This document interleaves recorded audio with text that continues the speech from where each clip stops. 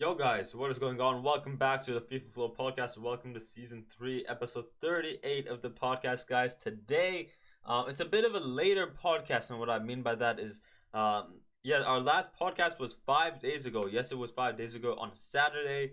But I don't know.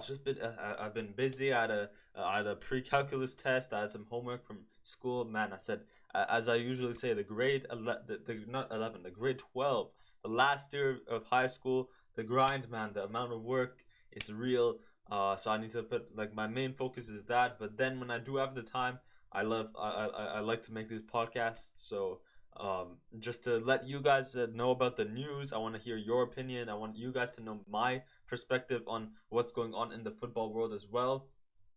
But yeah, as I said, even if you don't know anything about football, if you don't like it, I like if you watch the podcast, you get to learn about it as well. So it's a place where you can learn, a place where you can share your thoughts about football and stuff, about the post match talks, the pre match as well. Like make some predictions based on recent performances or past performances, you could say, and then also football news such as transfers. I guess development regarding like team, like a player, a news like I don't know, like a player is doing well, like he's scoring this many goals, like he's developing. What do I call it? I guess news, is that what you just say? Team news, like regarding injuries, like what's going on, like how could this affect the team further on in the future? All that stuff is on the podcast. That's what we talk about on the podcast. So yeah, I like making these, and as I said, unfortunately the past few days I've been a bit busy. So today, midweek episode, guys, talking about the past weekend's games, and we have a few juicer games I'm going to talk about, of course, regarding Paris Saint-Germain and Marseille, Le Classique, of course my favorite. And then, of course, we're going to go to the Real Madrid derby, Atletico de Madrid versus, or not Real Madrid, the Madrid derby, Real Madrid versus Atletico Madrid. I hate that team. I did not watch the Barcelona Almeria game, although we will kind of go talk about that as well, because I want to kind of like summarize Real Madrid and Barcelona in recent weeks. Due to tomorrow we will be having an El Clasico, and I think is it a La Liga no, it's not a La Liga El Clasico. However, it is a Copa del Rey El Clasico, so I will be talking about that. Real Betis and Real Madrid as well this Sunday, so that's a pretty good game. But yeah, we'll be talking about making a prediction for tomorrow's El Clasico for the first leg of the Copa del Rey. We're gonna head over to the Carabao Cup final, talking about Manchester United, and then in the Premier League. I did not watch much Premier League this weekend. I'm gonna be honest. I watched Paris Saint Germain and Real Madrid. In what was on Saturday. I still didn't even watch the Arsenal. Yeah, I don't know. I didn't watch much Premier League this weekend. Even though that's like usually the main topic I usually talk about on the podcast. However, this week I did not watch much Premier League. Although, just quickly before the podcast, or like earlier this week, I did watch a few of the highlights. I tried to watch some of the highlights. Spurs and Chelsea. We will be talking about that. Liverpool, Crystal Palace. I did not watch the highlights on that, but I kind of want to summarize Liverpool as a team.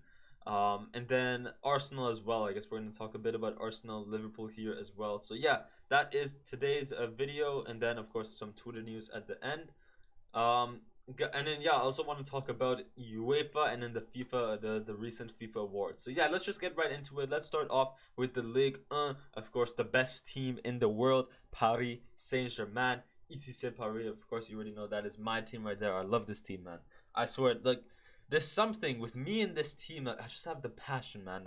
I just love this team. Paris Saint-Germain, my favorite team. Everyone always questions me, like, oh, why do you like PSG? Like, why do you like these, I guess these money, these this oil money trash club? Man, I don't care, man. I do not care about how, that's the point. That is the point. Every team in one existence of their time, at least one time in their history, will go through an era of hate. They'll go through an era of what do you call, of criticism.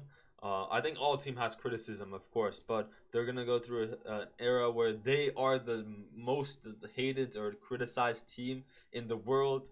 And then I guess they're gonna go through an era like where they're going like they're not doing the best. They're gonna go through an era where they're doing like spectacular. So all teams have that. So as a PSG fan, yes, I'm upset, but it doesn't bother. Like yes, it bother me. It bothers me as well. Like oh, we need to win and stuff. But at the same time, I'm a PSG fan. I'm gonna say like I respect my club. I love my club. I know that like we there is ways that we can improve. So for sure, and that's with all teams. Like United, you saw these United fans back in 2 years ago when they had Ronaldo first. When Ronaldo first came to United, and then in the second season as well. In the beginning of the second season, like uh, in the beginning of this season, you can say, but the second season for Ronaldo back at United, just last year, United were in a very very bad situation. They were losing like many games and stuff. And then like all the fans were like they were crying and stuff. They were all joking about it, but the fans, man, they were there. They were there supporting the club. They were saying, "Oh, we need this, we need that," and I guess you could say that oh, what's their name? The Glazers. You could say the Glazers are not the best out of this situation. And like oh like um a redevelopment of the club, a revamp of the club. But however, the board, I guess you can say, like when they switched it enough times, they finally brought in the right one, which is Eric Ten Hag, and then the Eric Ten Hag era has began. So it's like as I said, they just develop. So now we're in that type of United era, you could say, from 2 seasons ago, and now we just need to start changing a bunch of stuff up. So yes, we have all this oil money. You can be saying like, oh yes, see, like oil money doesn't get you UCLs and stuff. I don't care. I don't care one bit. I mean, yeah, there's some side of me saying like, oh, it is pretty embarrassing, but at the same time, it's like all clubs go through this, so you can't really, yeah, you can't really say that. So yeah, Paris Saint-Germain, Marseille, my club, the Le Classique. Now, I was a bit worried. Of course, no Neymar. Of course, we had no Neymar. I mean, who else did we not have? No Neymar. I think Neymar was like the main player we did not have today. I think Hakimi as well. I mean, Hakimi was he's still coming a bit from recovery, I believe. Although I do think, yeah, I'm pretty sure he's still just getting some rest and stuff.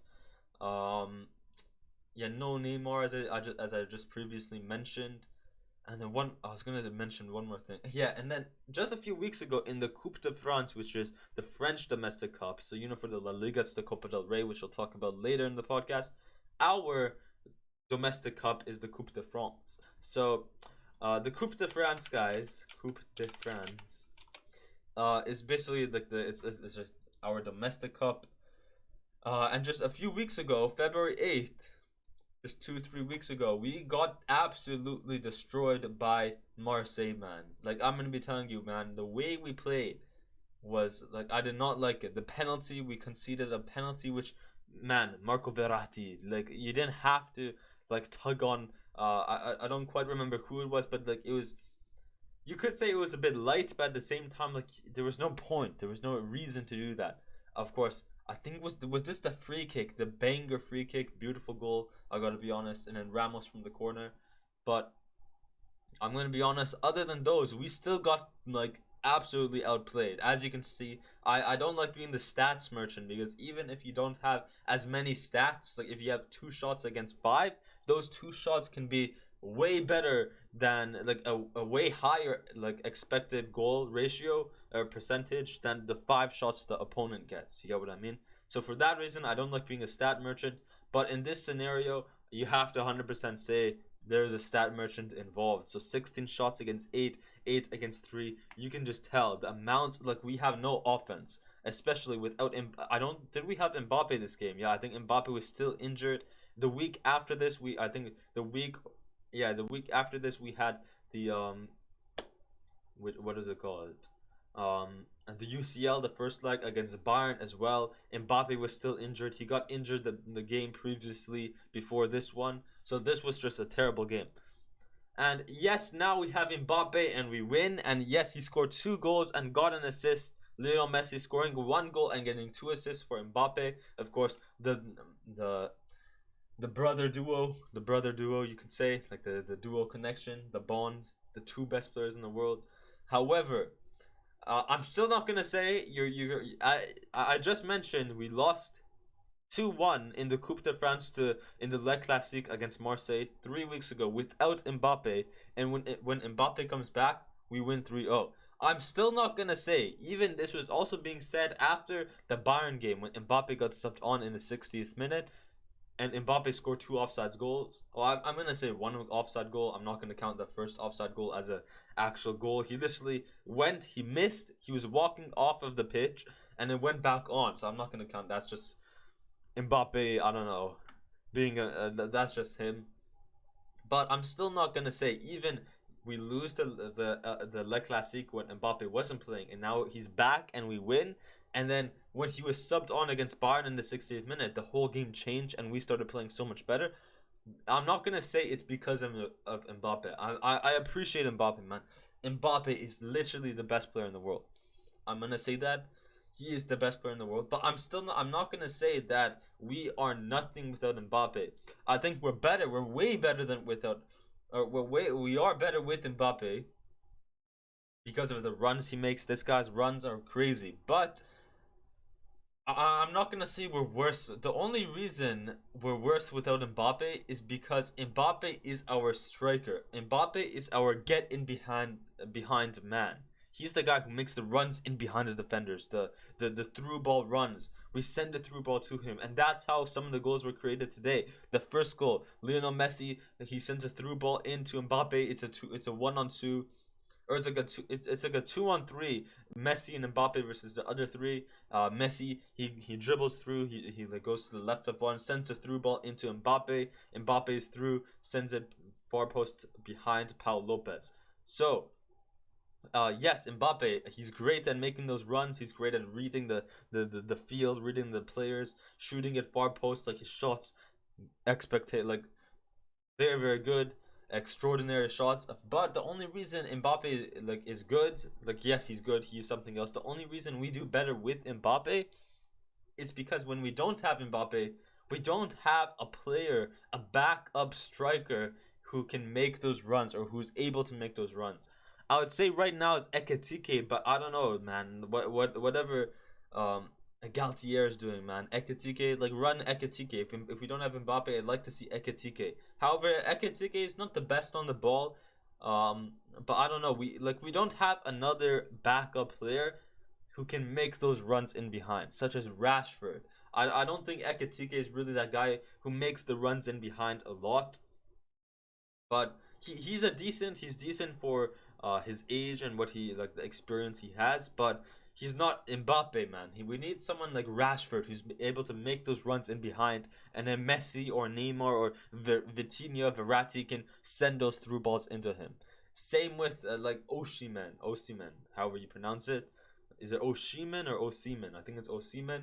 At Napoli, you see Kvar and stuff sends those through balls in to Osimhen, and Osimhen bangs it into the back of the net. Mbappe for us is that only player who makes the run in behind. If we don't have Mbappe, we don't have another player who's as good as Mbappe to do that. Messi, yes, he's playing striker and he had a good game. However, you can see a lot of the time Messi drops back, so it's kind of like a solo man, a one man striker. Messi is the one who feeds it into Mbappe. But when Mbappe is injured, if we don't have Mbappe and we have Neymar and Messi, Neymar and Messi both are creative players. They're not players who make runs in behind a lot of the time. They're more of the drop back, let someone else go up and we'll feed it into them. They're the ones they're the playmakers of our team. So for that reason, I'm gonna say yes, we're better with Mbappe, but that is due to us not having a backup get in behind striker like Rashford, Osimhen, or like someone who can make those runs in behind and then hopefully score those goals for us. So yes, that is the rant of the day. One of the rants of the day, maybe I'll see. But yeah, Kylian Mbappe, as I said, first goal. Messi dropping back. Mbappe is that our only player who makes the run in behind. He gets it into the back of the net. Second goal, Mbappe yet again, man. I believe it was Fabian Ruiz who sends a through ball behind Eric Bailly. Mbappe down this left wing. He sees Messi at the top of the keeper box and then gets into the back of the net. Beautiful goal. And as I say, like we have Nuno Mendes and Mukiele or even Hakimi. I mean, Hakimi didn't play these games, but we have those types of players who are wing backs who are able to, like, who are very very good at making those runs in behind. But they're not the ones, like, even though they make a run in behind like Mbappe, it doesn't make, like, they make a run in behind. Like a lot of the time, Nuno Mendes, he makes that run down the wing. He cuts inside most of the time. That's why he still doesn't score. So yes, he makes a run in behind, but we need someone who can make those runs and be a technical player like Rashford, Osimhen, and still be able to score a goal. So that is Mbappe for us. But if we don't have Mbappe, yes, Nuno Mendes still goes in behind like Mbappe, but he's not really the guy who scores for us. He's not really an offensive player. He goes up a lot, but then he passes it. He's more of a someone like, oh, I'm here. I'm an extra player. Now I'll pass it to you. You score. You just position yourself. I'll pass it into you and you score. So I will mention that. But yeah, as I said, beautiful man, Nuno Mendes, man. This guy's turning into freaking what's his name, Marcelo, or like prime Roberto Carlos, man. This guy making the beautiful runs in behind. And the third goal, no, this was a goal before the third goal. It's Nuno Mendes, and then Messi, man. He goes far post, he passes it far post. Messi literally in front of the net and misses it. I will mention though, Messi scoring his in the 29th goal, assisted by Mbappe, 29th minute, is now Lionel Messi's new achievement, 700 career goals, I believe.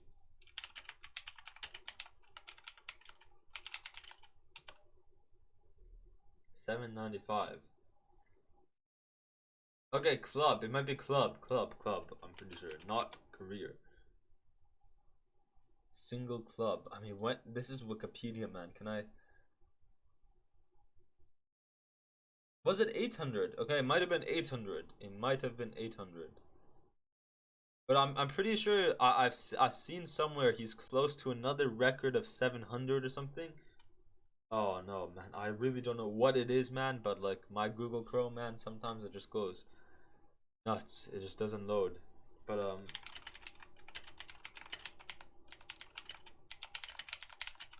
is it assists?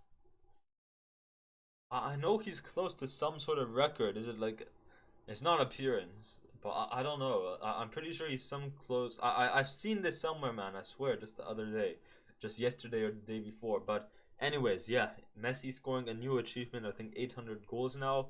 And same with Kylian Mbappe now. Our new Paris Saint-Germain, 24 years old. He's now our new all-time top goal scorer at the club with 200 goals. Now tied with Edison Cavani, guys. 200 or 201, I believe. But yeah, he's passed. He's tied or passed Edison Cavani, my player there. And honestly, man, Mbappe is one of the reasons why I started liking Paris Saint-Germain. I'm like, this guy's young. He's I mean, that's how all things work. Remember Ronaldo back in the day? He was young. He was extraordinary. People started, like, he was being someone's idol, and because of that, when you're his idol, like, you want to support his club as well. So for that reason, a lot of people became United or Real Madrid fans. For me, in this instant, has to be Kylian Mbappe. I mean, I know, like, I mean, yeah, I don't know, man. I'd say Messi as well. Like, I would support. I like, I don't know. I mean, growing up, I did play football, but then I lost my passion for it. Like, I stopped playing after, like, I don't know how old I was. But then, just like in 2019-ish, after the 2018 World Cup, I was like, oh, okay, there's a World Cup. Let me start watching it again.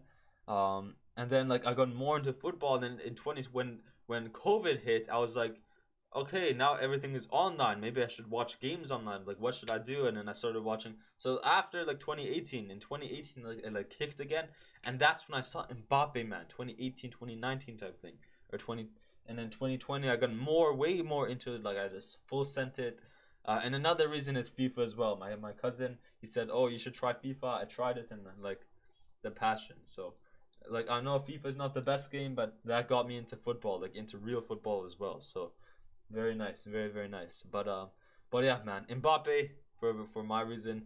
Mbappe, he was like in 2018, man. This guy extraordinary. The first teenager after Pele to score in the World Cup final, and yeah, he just he absolutely killed it, man. He killed it, and then like I guess he became someone I looked up to, and at that time I was like, how old was I? In 20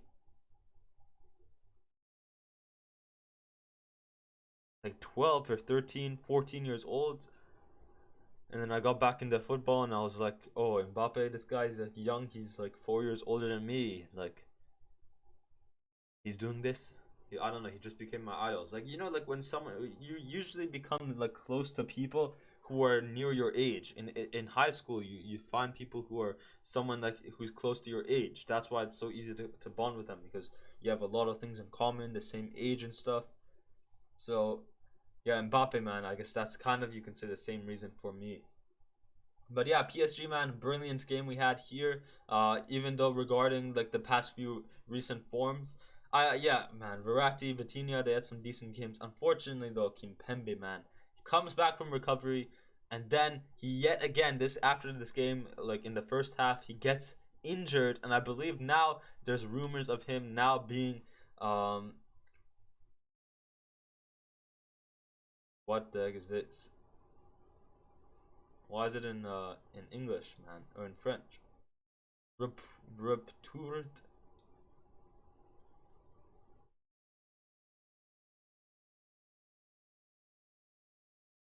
Alright, here. Okay, here. PSG. Yeah, Personal Kimpembe expected to miss the rest of the season, says Galtier. Pretty unfortunate. Pretty unfortunate. I will be honest though, man. Danilo Pereira. This guy, this guy, man. I mean, this season, man. Like since Kimpembe was kind of gone most of the season due to injury, and now reported might be gone for the rest of the season, man. Danilo Pereira, what a beast, man. What a beast. He's been killing it for us, especially in that center back role with Ramos and Marquinhos. And I really can't wait for the summer. We get Skriniar from Inter Milan. What a player he is, man. What a player he is. We'll get him for free. So brilliance there. I mean, he had a pretty good game against Porto as well in the Champions League. So yeah, can't wait, can't wait. But yeah, overall, I mean, what can I say about our team, man? I mean, this game we did good. Now, could I say it's because we have no Neymar? A lot of people might say, "Oh, no Neymar," like you're hating on Neymar. I'm not hating on Neymar. However, I'm gonna hate on. I'm not gonna hate, but I'm gonna criticize that we kind of play worse when we have Messi, Mbappe, and Neymar all at once. And the reason is due to having too many attacking players. Neymar, Messi, Mbappe, they don't do much defending. And for that reason, it leaves us lacking in the midfield. I think with having Mbappe and Messi, or Mbappe and Neymar, and no, I wouldn't say, I think we can never play only Neymar and Messi up top. Because as I mentioned earlier, these two players are not players like Mbappe or like or Rashford. They're not strikers who make runs in behind that often. They like to drop back and be the playmaker instead. And for that reason, when we only do one Messi or one Mbappe, I think I'd like to have way better, or like Mbappe and Neymar instead. We play much better because Neymar or Messi would drop back. Mbappe, we still have Mbappe who makes the runs in behind, and then we have our midfield as well. We still have a solid midfield as well, like Verratti and Vitinha. Yes, they're able to make creative abilities, like playmaking abilities as well, but we have more defense. So I really like how that is. They have some attacking ability as well, and as I mentioned, Mbappe, Messi, or Neymar. If we have Mbappe and Messi or Neymar, either Messi or Neymar, whoever is playing alongside Mbappe in that attack, they would drop back, and Mbappe would be like a solo man striker, but there's still another attacker. So I really like that as well. But yeah, that is the Le Classique we had this weekend. Let's go over to the La Liga, where we talk about the Madrid derby, man. I mean, nothing really surprised me from this game, other than of course Real Madrid being Real Madrid. 18 shots. As I said, I don't like being a stats merchant, but 18 shots and 7 on target versus 7 and 1 on target. which they eventually scored. Man, this was bad. This was a very, very bad game. Of course, you already know how rats Atletico Madrid, pats Atletico Madrid, how defensively they are. They play like a 10-man in the box. Like, my goodness. And then, like, just the hates, like, the racism that these guys have. The hate these guys have. Like, against Vinny, against Alaba, like, the racism, man, is so disgusting. Like, I just hate the fans of Atletico de Madrid. But yeah, man, it was a bit of a weird game. In the first half, I mean, Vinny, man, this guy was having a laugh.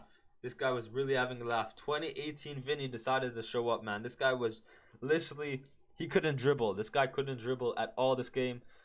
He was just running into players. Karim the Dream. Although he didn't have the worst game, he didn't have the best game either. This guy was just chilling. He was like, oh, okay, I'm here. Although the rest of the team wasn't having the best game. Therefore, Benzema was like, okay, whenever you get the chance to do something efficient, Vinny, whenever you get the chance to make that dribble, then pass it to me and I'm here. For now, I'm just going to chill here. Asensio, Valverde, of course, what a beast, man, Valverde.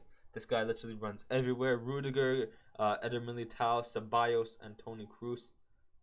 Overall, yeah, I think Madrid were they didn't do the best, but of course I think a lot of that due to Atletico de Madrid with the drop back that they have. But due to that drop back, that's why like there were so many shots and like offensive opportunities for Madrid, because Atletico de Madrid were so dropped back that Real Madrid would be so high up and get those chances on target and on the not get those opportunities to get a shot on target, hopefully. So that is that. In the second half is where most interesting things came, and I would say more in the second half, like more the last 20-25 minutes of the game.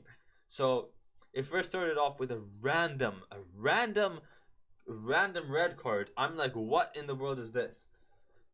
So it's a throw in, and like Rudiger is kind of, I guess Rudiger is a bigger man than Angel Correa, the Argentine. So Rudiger's a big man. I wouldn't really say Rudiger was kind of going over him, but he was kind of like he's a more of a physical guy, more of a bigger guy, and that was kind of annoying. And Angel Correa, and for that reason, Correa, he just like hits him with his shoulder, the kind of on his chest type thing, and Rudiger just falls down, and somehow that's a red card. But then just later on in the game, it's down on this right over here. Molina tackles Nacho, and I'm like, how this tackle looks worse than what Correa did, and I'm like, how is this a yellow card? But that push against Rudiger from Angel Correa was a red card. I'm like, this ref is having a laugh. Even before the game, man, I mean, I'm pretty sure this ref is pretty bad as well. I think he's had some a few jokes of a game, joke decisions, even earlier on within the game. But then, guys, we have Antoine Griezmann, who it's on a free kick set piece, and then it's Jimenez, the Uruguayan center back, who hits it in behind Thibaut Courtois, and Atletico de Madrid are up 1-0. And it's near the 78th minute, and you already know, with the amount of drop back that Atletico de Madrid initially play, now that they've scored later on in the game, you already know they're gonna play like they're gonna have everyone standing in front of their net at this point on. So you can really see, like, towards the end, towards the last 10 minutes of the game, I feel like towards then, like, I feel like a third or like a quarter of these shots you see here really come from the end, like towards the end of the game, due to, yes, Atletico Madrid initially have a lot of drop back, but then with this goal, on top of the goal, they play so much more drop back, and then you also see Real Madrid wants that more, that they're more hungry to, oh, we need that 1 point, especially in the Madrid derby. They're even more hungry. They put much more pressure, a lot of pressure, and eventually it pays out. You see Valverde, Tchouameni, you see Vinny all trying to get shots on target, and then it's a corner set piece. I think it was Luka Modric who hits the corner, and it's the new guy, the youngster Alvaro Rodriguez. And this guy, man, I'm telling you, Alvaro, I mean, I think it was just 2 weeks ago where Okay, never mind. But yeah, I think it was just two weeks ago or like a few games ago, last game or like 2 games ago, where he got subbed on and he actually was very involved. He was one of the key players, one of the important players involved in the last 2 goals. Was it in the UCL?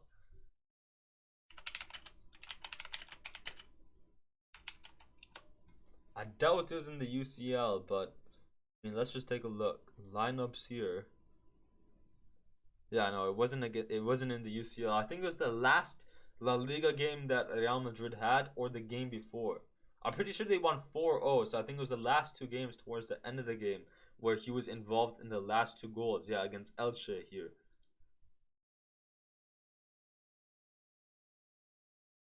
No, here. And it's a different name as well. It's not Rodriguez, but Alvaro. Anyways, but yeah, this guy, yeah, he was involved, and then he goes ahead and he scores that beautiful header today as well, or not today, on the weekend as well towards the end of the game. So yeah, the passion man. I mean, either way, man. If you're Real Madrid, the thing with Madrid is they have so much mentality. Their mental state is like the best in the world. And then on top of that, they have their footballing ability as well. But like main thing about football is mental state.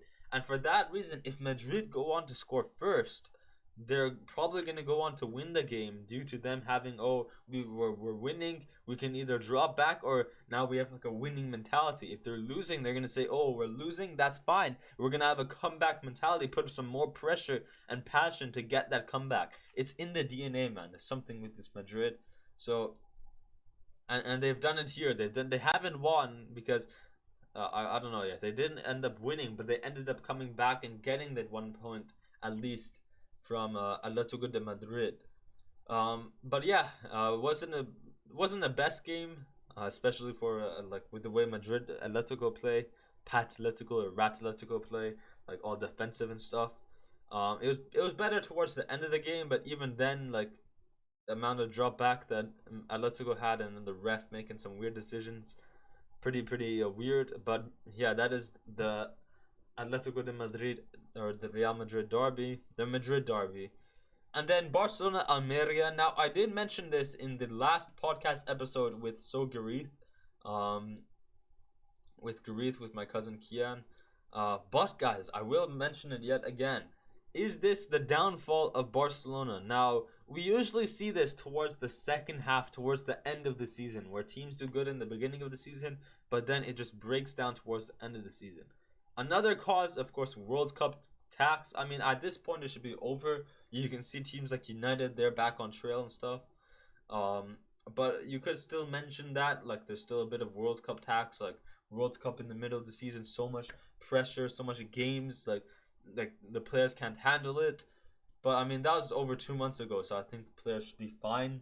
Like they're back on club level terms. And then, but for Barcelona, it's gonna be mainly, I think, what would you call it? I guess you can call it mental state downfall. You can say. Would you say that? Mental state downfall. I mean, last week they lose they're up 1-0 against United. And then they go down 2-1 and get knocked out of the Europa League. So for that reason, you can say, oh, now mentally they're going to go through depression states, saying, oh, we're out of the Europa League. Oh, we're going to, now they play like their depression, so they're not going to play at their best. And then second is they're going to go, either they go all out, they're going to say, oh, now we have all our focus on the La Liga. I think it has to do a bit of both of that, but at the same time, a lot of their players are injured. They got Pedri, who's injured. I think Lewandowski is injured now after this game. Who else is injured? I don't know if is Kessié injured. Franck Kessié. I thought Gavi was injured as well, but yeah, I don't know. There's 3 very key players I know who are injured currently. Tomorrow is the El Clasico. It's right now it's Pedri and Lewandowski, I believe. And I thought it was Gavi, but I guess it's not Gavi. But I know there's one more important player. At this rate, man, you're gonna be seeing Sergio Roberto at left wing, like they did against United for some reason. They're gonna play, I don't know, Balde. They're gonna play, I don't know. They're gonna play Christensen as striker now that they don't have now that Lewandowski is injured. I swear, man. I swear. I better not see Sergio Roberto like starting. We talked about it with Gareth as well. The only reason Sergio Roberto is playing is because of uh the goal against PSG, the last minute goal against not last minute, but the comeback winning goal 6-1 against PSG in the second leg of the UCL back in, when was it, 2017? In that goal, that touch, the miracle touch, only because of that he's still here playing. Otherwise, this guy's literally in he's gonna go to the MLS. But yeah, we have to see what happens. I'm not gonna judge it off of tomorrow because I don't know, because Madrid are just Madrid, man. After the 5-2 win, they have this adrenaline and stuff. Like they have this DNA, like passion in them after the 5-2 against Real Madrid or against Liverpool. This is the Copa del Rey semi-final as well. So Real Madrid are gonna have more passion to win a trophy, to go to the final. And with the current state, with a lot of their important players injured for Barcelona not looking the best. So I think it's really an injury state right now. I'm waiting to see, after Lewandowski and Pedri come back, will Barcelona still be in a losing state due to them being out of the Europa League and stuff, or will they come back and have a more La Liga minded, this is their only competition they're in now that they're knocked out of everything else.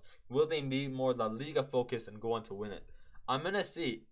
I'm gonna say right now the only reason they're losing and stuff is due to injury tax.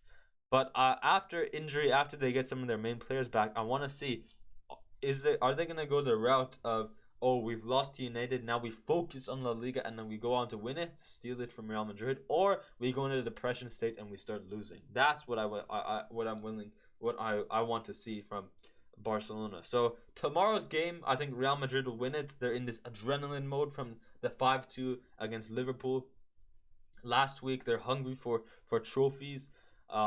And yes, Barcelona will want that trophy as well. However, because of this current state Barcelona are in with injury tax plus a bit of depression tax from being knocked out of the Europa League, I'm going to say Barcelona lose and Real Madrid win. However, after this game, when Barcelona get their more important players back, they're still going to have their important players, but will the team be in a motivated state to win the league, to go on to be motivated and focused to win the league, or will they be in a depressed state where like, oh, this is our only league, like why should we be trying and stuff, there's no point. So that's what I'm willing to see.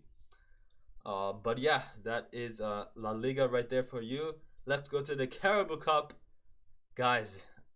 It's unbelievable. 6 years. Glory, glory, Man United. Glory, glory, Man United. Glory, glory, Man United. And the Reds go marching on. You already know, guys. United. 6 years, and finally the cup, the Carabao Cup. That they finally done it. They have finally done it. After 6 years, man. After 6 years.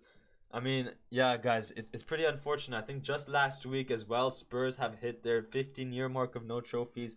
But yeah, United, 6 years without any trophy, and finally they've done it in the Carabao Cup. As well as, to be fair, they could possibly come back and do it in the Premier League as well. But I don't know, man. Arsenal are something different. However, guys, let's go talk about the game.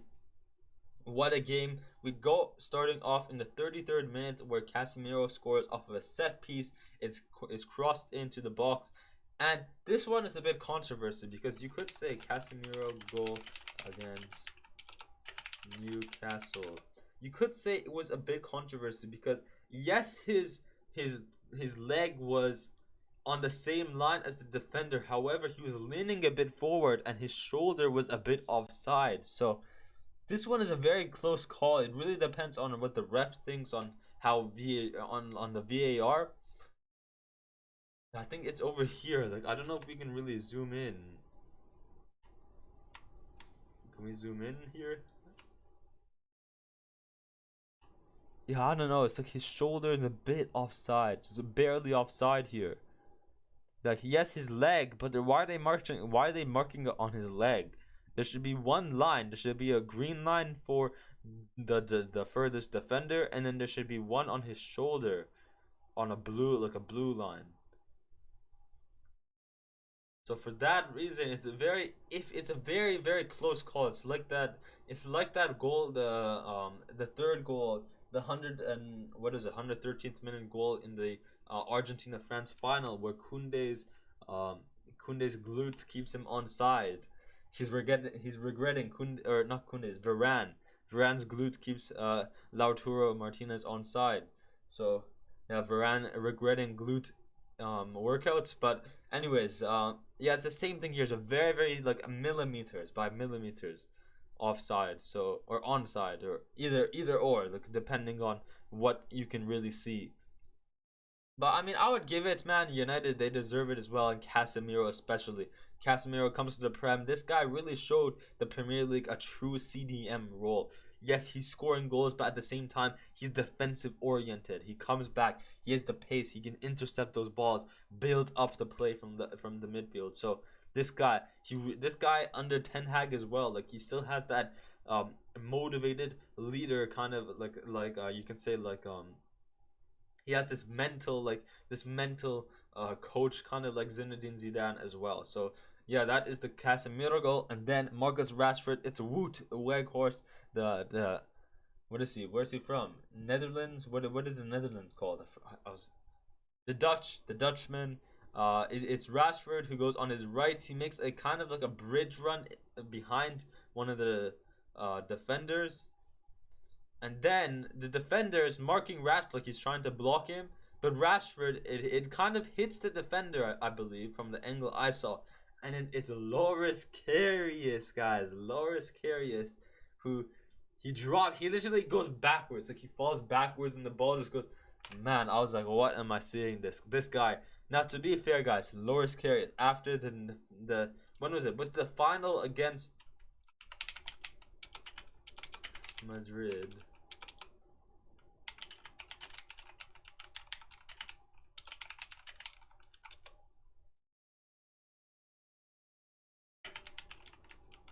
Was it the final, I believe? Let's just take a look here.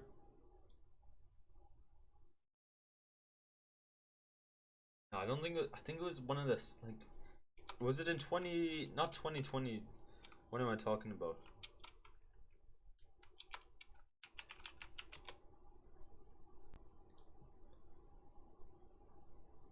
Where's the one with Loris Karius? No, when was it? It was here. What is it? Semi-final? 2018 Loris Karius, guys. Loris Karius. But yeah, it was in the UCL. He waffles it, blunders it against Madrid, and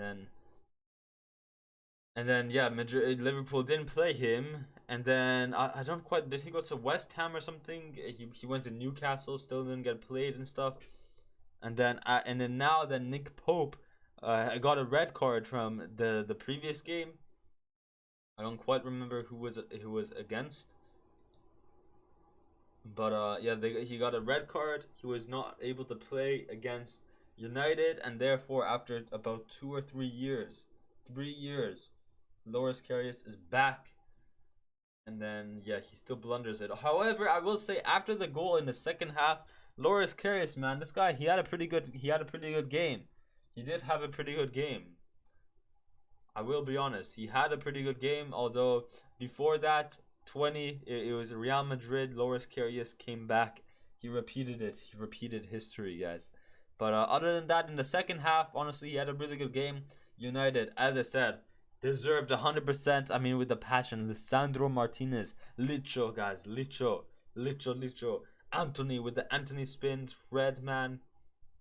I think Fred has a lot more passion now, especially with a Brazilian right next to him and someone who's able to kind of run that midfield alongside with Fred. You can say Fred is very similar to to Varane, where Varane needs that kind of leader type player. I mean, you can see you saw back in the day when Varane and Ramos, when Ramos was not playing, Varane was like very very trash. But when Ramos and Varane were playing, Varane was literally like Maldini out there, or Ramos was Maldini, Varane was like Cannavaro, like the dual partnership, you can say. But when Varane wasn't playing, Varane literally turned into, I don't know, a white cap center back.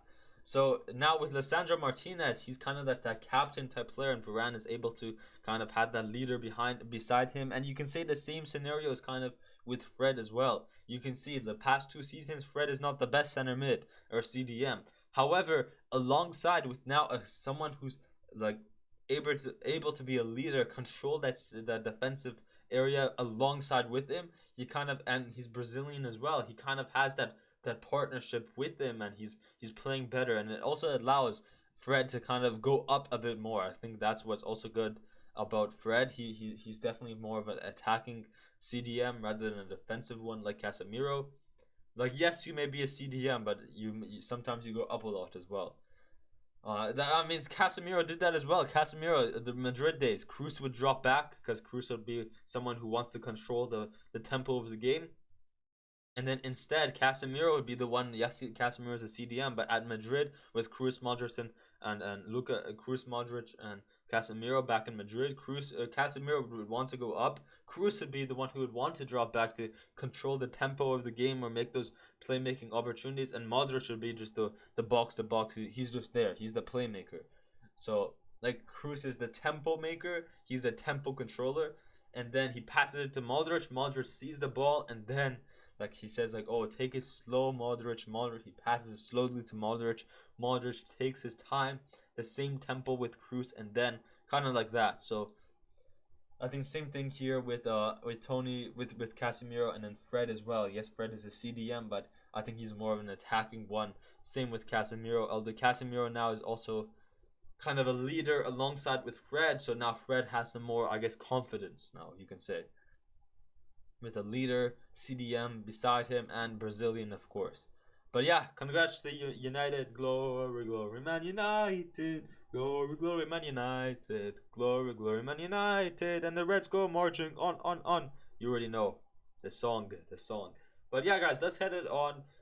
I mean, do we really want to talk about, as I said, I didn't really watch Premier League this week, unfortunately.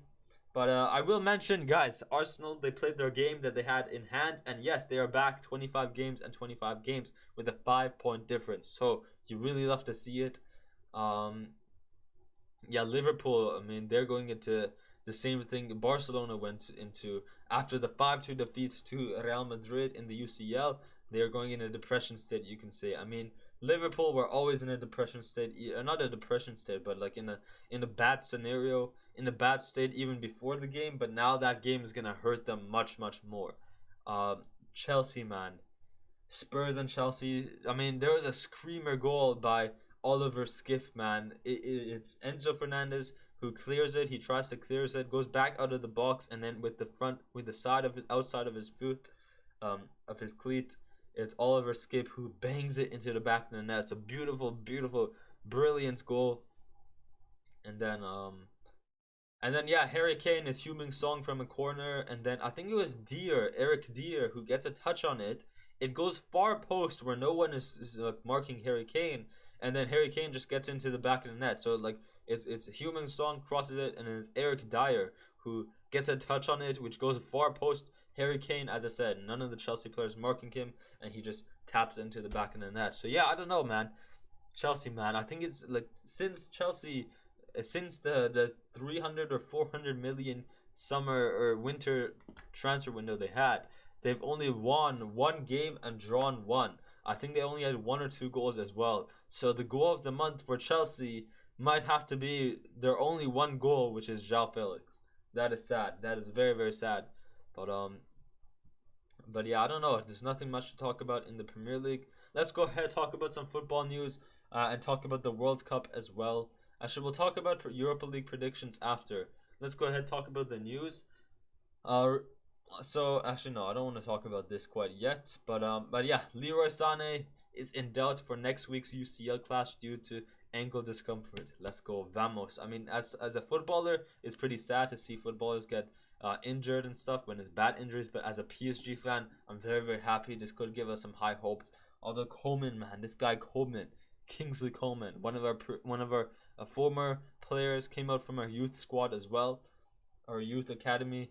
Man, this guy is something different. So I'm more worried about Coleman than I am about Sane. And same with Gnabry as well. I think I'm more worried about Gnabry and Leroy Sané than I am and I'm more worried about Serge Gnabry and Kingsley Coleman than I am about Leroy Sané. So yes, I'm kind of happy, but at the same time, Leroy Sané and Kingsley Coleman, man, still worried about them.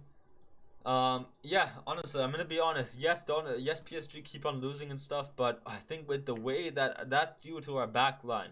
What can Donnarumma really do? I feel like Donnarumma is doing his role. I mean, his role is to stop goals from going in, but what is he supposed to do when um when there's so many, like, he can't stop every single goal, man, every single one-on-one or like two-on-one or every single crosses and stuff. He expects his defenders to get the header from across. He win that header from across, to not let it go in, to not make mistakes like Kimpembe made against who was it, against Los Galileo just a few weeks, or like last game or 2 weeks ago. So yeah, I feel like Donnarumma, man, I mean, yes, we've been losing, but at the same time, I feel like he's been very, I think he's like, as I said, we've been conceding a lot of goals, but I'm gonna blame that more on our defense rather than our goalkeeper.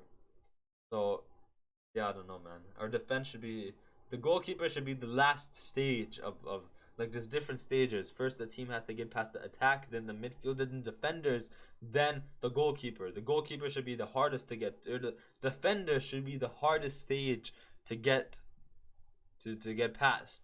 However, for us, it's probably the easiest stage to get past. Our hardest stage is probably, I don't know, our attack, because like we have Mbappe and stuff. But yeah, honestly, fair play to Donnarumma. I mean, if we look over here as well, let's look at some of the comments. He's been very good. But also the sole reason you lost to Bayern, nah, fam.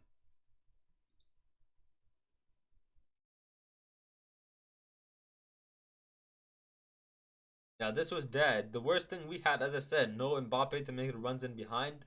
Neymar, Messi kept on dropping back, and therefore we'd have no attack because they were initially our attack. Midfield was just like devastated, like, not devastated, like they were terrible. And then defense, man, they were just couldn't mark a player, man. But I mean, you could say like he was supposed to mark that as well, but I mean, I'm not blaming it on Donnarumma, man. I'm not blaming it on Donnarumma. PSG's home kit, fit next season. Yeah, it looks nice. Gives me that retro type vibe. I really like it. Really like it. I might have to buy it. Although one PSG kit I like, right? PSG kit. When was this? Like back in the 19? Yeah, I don't know. It kind of reminds me of like, I don't know. It reminds me of a certain kit.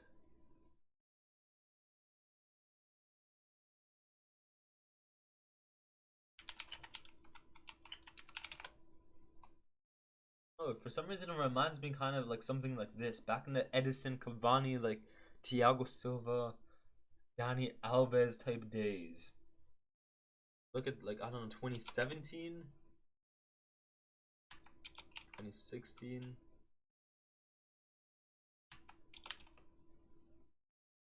I don't know. So, for some reason, I don't know. Maybe it's like the color of. There's something about it that makes me. It looks kind of like a retro type thing.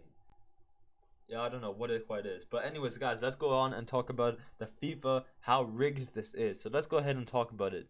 Starting off with the goalkeeper of the year for 2022. Now, World Cup tax is a huge factor when it comes to these awards. However, what I will say is, this is the FIFA award of 2022, not the FIFA award of December 2022 of World Cup. So for that reason, I go very against this award here. I'm very against it. One is because he really only showed up during the World Cup. I did not know. I mean, I knew who he was before, but he wasn't really a big keeper, a bit. He didn't really wasn't involved. Like when you look at Aston Villa and stuff, what's he doing for Aston Villa really? Like they're mid-table team type thing. So only showed up in the World Cup. Whereas Courtois, man, yes, I know Courtois didn't show up for Belgium, but throughout the majority of the year, man, Courtois was. If Real Madrid didn't have Courtois, they are not winning that UCL. That they're not even making it that far in the UCL last season. And then like for that reason, Madrid or Courtois robbed.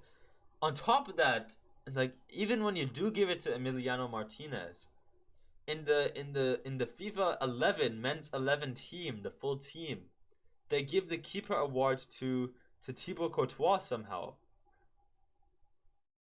So how is Thibaut Courtois in the men's team 11 of 2022 here? However, didn't win the award, or the vice versa. How did he win the award but not in the? It makes no sense. So that is my thoughts there. I'm not really gonna talk about Puskás award. I mean, it was a really nice goal. It was a respect to him. One leg as well in the Paralympic, or not para, in some sort of like para football sport. So respect. He did a bicycle kick as well. Very, very nice there. Lionel Scaloni. I mean, yeah, honestly, I don't know. Do you give it to Ancelotti, man? I mean, Ancelotti was different with Madrid, man. He came back to Madrid after, who was it? Who's the previous manager, man? Not Zidane.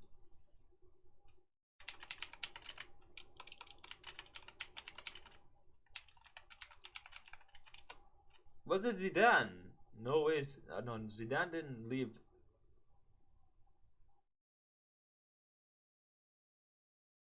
Was Zidane? What the heck? I thought Zidane left in 2020. I guess it was 2021, and then yeah, Ancelotti came first thing back, and he wins the La Liga, he wins the Club World Cup, he wins the Champions League, he wins the, yeah, as I said, La Liga, the Copa del Rey, or like the Super Copa. Yeah, man. So I mean, Ancelotti, man, he's like, oh Zidane, you're out, so let me come in first season back, and I win it all. But yeah, I don't know, Scaloni. I mean, he had a man. This guy, I think it was back in 2019, where he was almost going to be. I think he was. Argentina had a different manager back in the day, like back in 2018 or 2019 or 2020, and then that manager got sacked. Scaloni came in, and he wasn't really doing the best. But then they kept him because they couldn't find a backup or something. And then he started doing good, and then now he is over here. So he is kind of like a miracle. He's the miracle, but at the same time, I don't know, he got carried by Messi, you could say. But yeah, this one, there's nothing against it. I'm gonna say there's nothing against it I have here, but at the same time you can say this one for me is a 50-50. I think with Emiliano Martinez, Courtois got robbed. However, with this, it's really a preference type thing. It's like I didn't really mind this award. Like if it was the Ancelotti, I'd say fair play. First season back to Real Madrid, and he won. Second thing here is Scaloni. He was a miracle. He was doing bad at the beginning, but then it comes to the World Cup, and he carries the team. He makes the subs at the right time. None of the players were against him. Like when Messi got subbed off or something. Like Messi wasn't mad at him. Like he would say like, oh, like I'm not mad at you. Like I respect your decision. And of course, they respect him. That's what I'm trying to say. Fair play, bro. This is the This is the like, I guess you could say, I don't know. This is like the weirdest, the stupidest. I'm gonna say the S word, the stupidest award I've seen. An award that goes for a fan award, a best fan. My goodness, man. And of course, they had World Cup tax, I swear. World Cup is 1 month. It's 1 month. This is 2022. I agree that the World Cup is very, very rare. It only happens every 4 years. And for that reason, it makes it more valuable. But, man, this is 2022, not 1 month. I can't believe it, man. I can't believe it. But for me, I'd say, I don't know, Brazil fans. I think Brazil Brazil fans are better. Maybe you can say Real Madrid fans as well, man. The passion they had against for Madrid up to the UCL and stuff. But yeah, I really don't know. I really don't know. Really, man, Argentina. But yeah, let's take a look at the. Did they post it here? They did not, and then of course Lionel Messi, man, getting his second FIFA Men's Pro Player of the Year award. Unfortunately, I have to disagree with this. I'm gonna have to give it Best Penalty Player Award 20. My goodness, but I'm gonna have to give this one to Kylian Mbappe. Lionel Messi ghost in the beginning of the year. The first half of 2022, Messi ghosted, but in the second half he showed up. Same with Ronaldo. In the first half, he showed up hard, but then in the second half, Ronaldo got disrespected and didn't really do much. However, throughout the full year, Mbappe, the technique, the goal scoring ability against Madrid in the Champions League, he was the top goal scorer in the Ligue 1 last season. 46 goals for Paris Saint-Germain. I think he had 56 goals last year, the last calendar year. 56 goals in 48 goals in 56 games.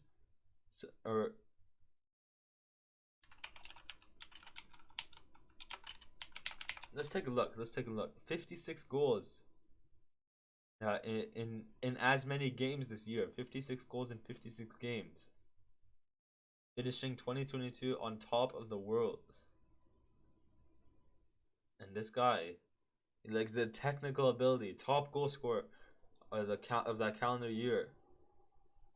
He does a top League 1 goal scorer as well. But then top World Cup goal scorer as well, carrying France back to back finals. But even though Messi won the World Cup, they're giving it to Messi, man. They're giving it to Messi. But without the World Cup, I guarantee this award here would go to Mbappe. This award here would go to Ancelotti, and this would go to Courtois. But due to the World Cup tax is real. Let's go ahead, look at the FIFA Men's Pro 11. So as I said, the Courtois, I don't know how Courtois is in the team, but Emiliano wins. But yeah, Courtois, I agree. Jacques Cancelo, I think he had a fabulous year. VVD, I'll give it to him. Although Alaba and Rudiger, man, kind of robbed Hakimi. I have to give it to my boy.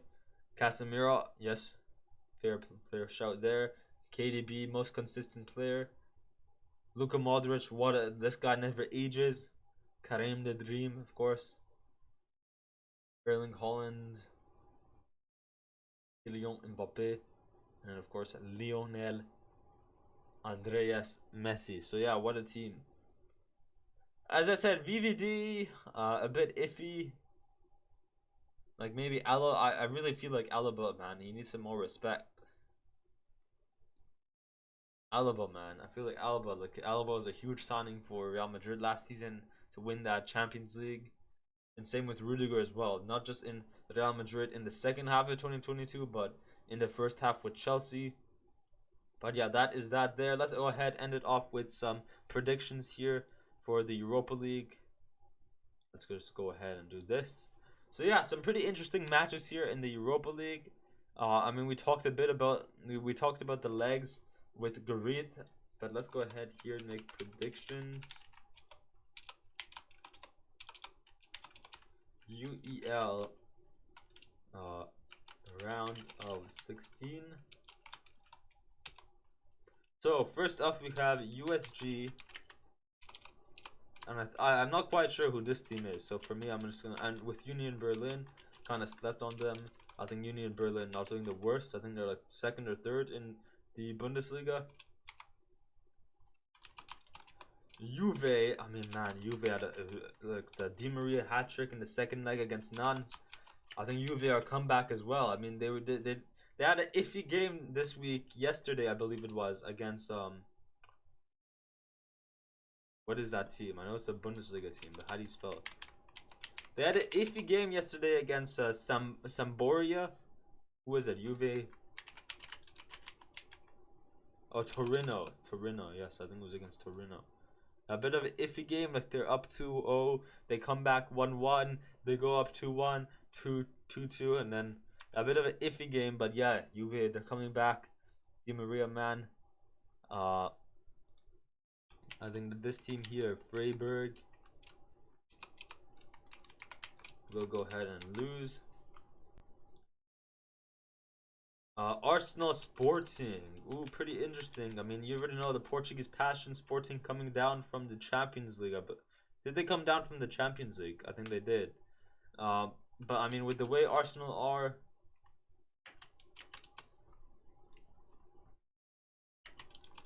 leg one, however, I could see a draw. If this is leg one, I could see a draw with Sporting.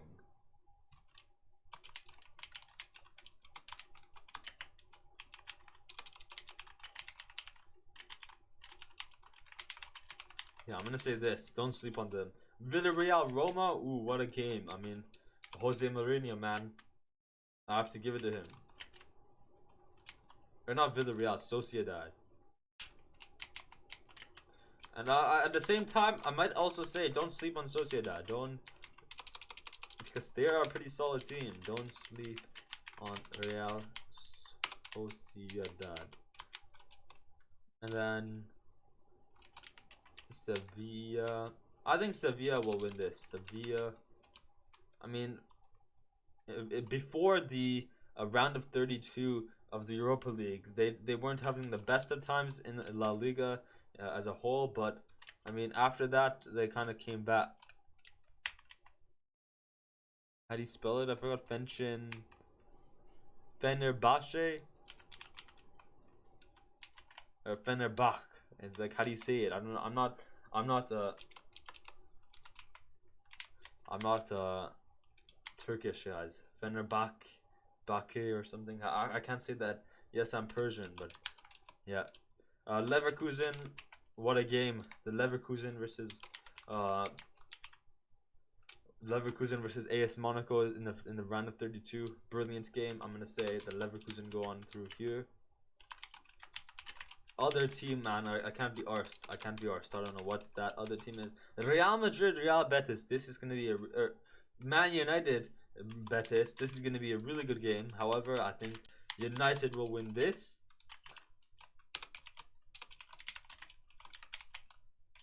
However, do not sleep on Real Betis.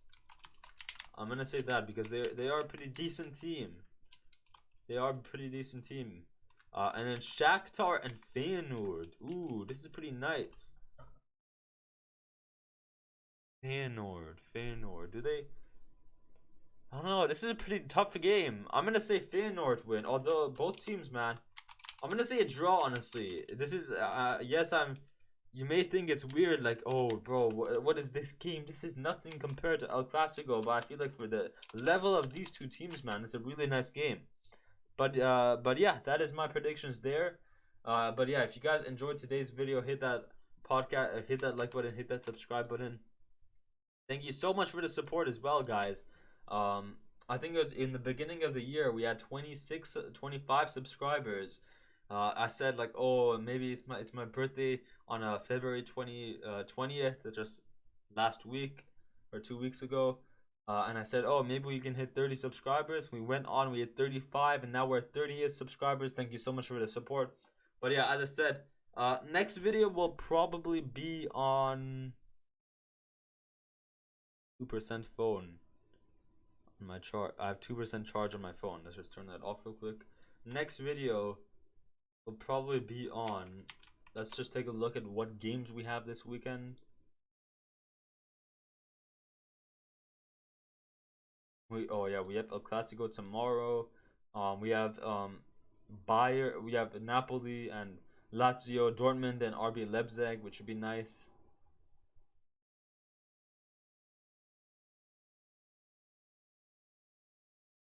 AC Milan, Fiorentina,